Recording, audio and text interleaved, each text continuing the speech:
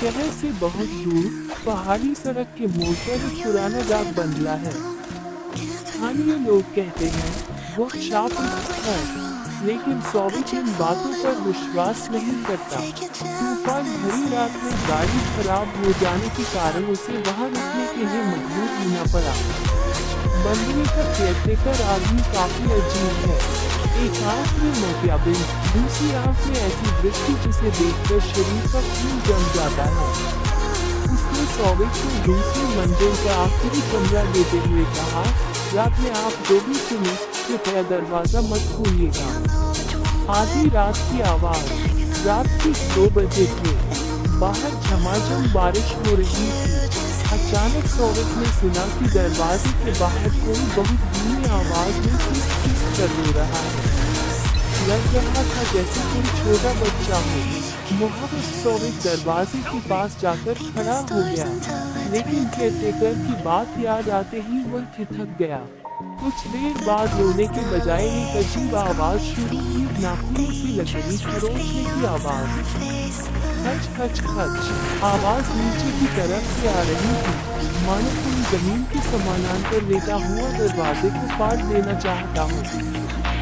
डर के मारे सौविक बिस्तर पर आकर बैठ गया।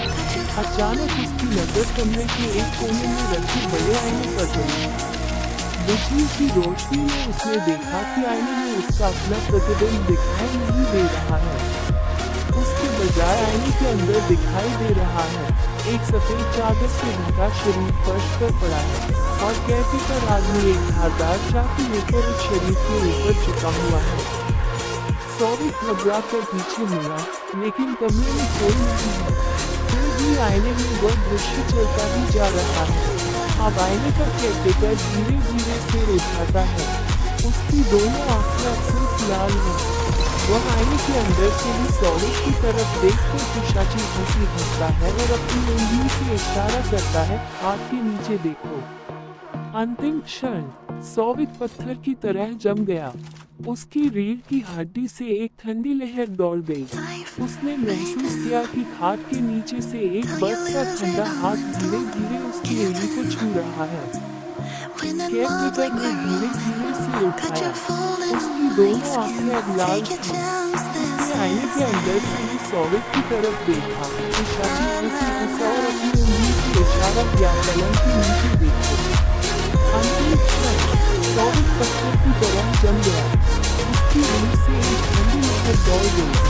उसने महसूस किया कि पलंग के नीचे से एक बर्फ जैसा ठंडा हाथ धीरे धीरे उसकी एड़ी को छू रहा है।